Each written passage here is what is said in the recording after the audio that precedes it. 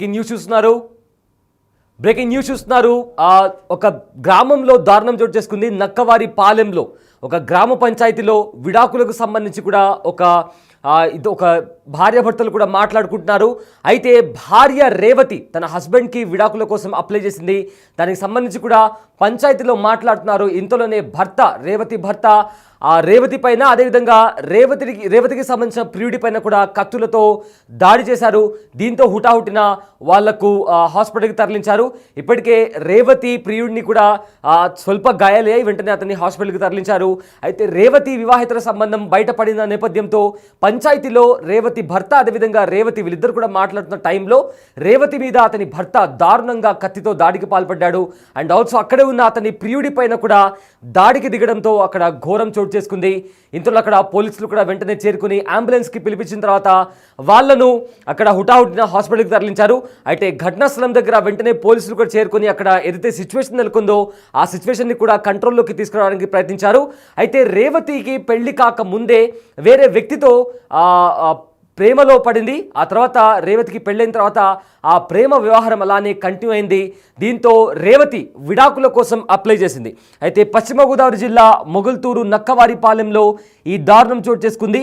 వివాహేతర సంబంధం నెపంతో గ్రామంలో పంచాయతీలో మాట్లాడుతుండగా మహిళ పైన, అదేవిధంగా ఆమె ప్రియుడి పైన కూడా దాడి చేశారు.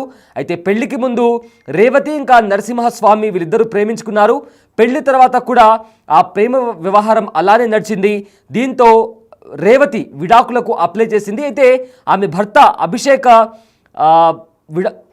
విడాకులపై రేవతి ఆ పంచాయతీలో మాట్లాడుతుండగా రేవతి పైన, అదేవిధంగా ఆమె ప్రియుడైన నరసింహ పైన కూడా కత్తులతో దాడి చేశారు. దీంతో వెంటనే వాళ్లను అక్కడ పోలీసులు చేరుకొని తణుకుకి తరలించి అక్కడ హాస్పిటల్లో ట్రీట్మెంట్ అయితే అందిస్తున్నారు. అయితే దానికి సంబంధించి కూడా విజువల్స్ కూడా మీరు బిగ్ టీవీ స్క్రీన్ పైన కూడా చూస్తున్నారు. అయితే ఆ ఘటనా స్థలం దగ్గర ఎగ్జాక్ట్గా ఏం జరిగిందో ఒకసారి చూద్దాం.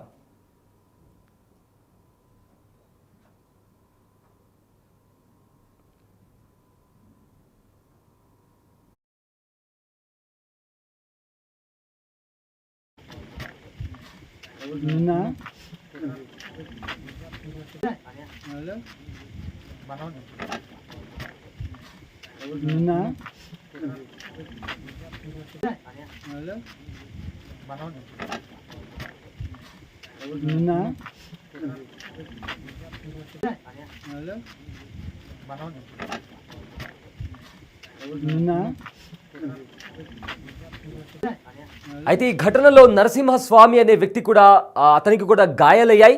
అతను రేవతికి ప్రియుడు అని చెప్తున్నారు. అతను కూడా మాట్లాడాడు. అయితే అతను ఏం మాట్లాడాడో ఒకసారి విందాం.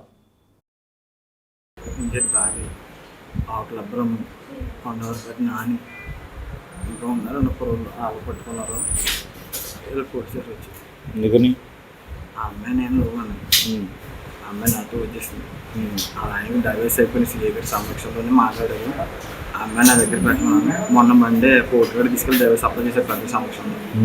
ఇవాళ సంఘం పెట్టారు మాట్లాడటానికి. ఇవాళ సంఘం పెట్టారు. ఇంకా సంఘం కూడా ఏమో స్టార్టింగ్ గొడవ పెట్టింది పోలీసు పేరు ఇంజిట్ బాబీ, ఆకుల బ్రహ్మ, విల్లూరి కన్నయ్య, విల్లూరి వెంకటేష్ అన్న. ఇంకేటి బాబీ అండి ఎవరు? ఆ అమ్మాయి హస్బెండ్. విల్లూరి వెంకటేష్ ఒక అతను, ఆకుల బ్రహ్మ ఒక అతను, కొంతవరకు పెట్టిన నలుగురు. పెళ్ళైంది నీకు? 4 డైవర్స్ అయిపోయింది. ఆ అమ్మాయి అంటే ఇష్టం, ఆ అమ్మాయికి నేను అంటే ఇష్టం.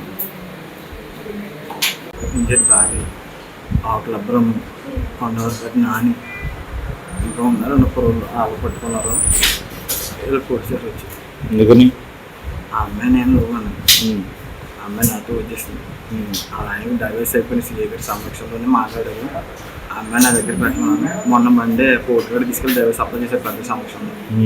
ఇవాళ సంఘం పెట్టారన్న మాట్లాడటానికి. ఇవాళ సంఘం పెట్టారు. ఇంకా సంఘం కూడా ఏమో స్టార్టింగ్ గొడవ పెట్టింది పోలీసు పేరు ఇంజిట్ బాబీ, ఆకుల బ్రహ్మ, విల్లూరి కన్నయ్య, విల్లూరి వెంకటేష్ అన్న. ఇంకేటి బాబీ అండి ఎవరు? ఆ అమ్మాయి హస్బెండ్.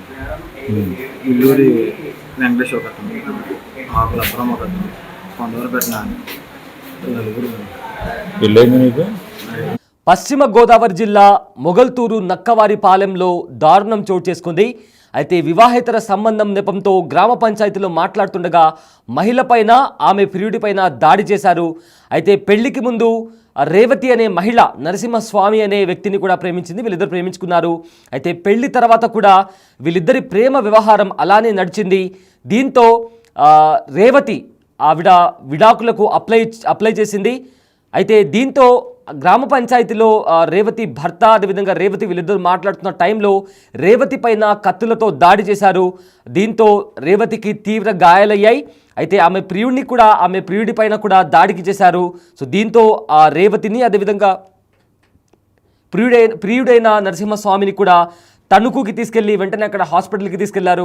అయితే ప్రజెంట్ వాళ్ళిద్దరికీ ట్రీట్మెంట్ కూడా జరుగుతుంది.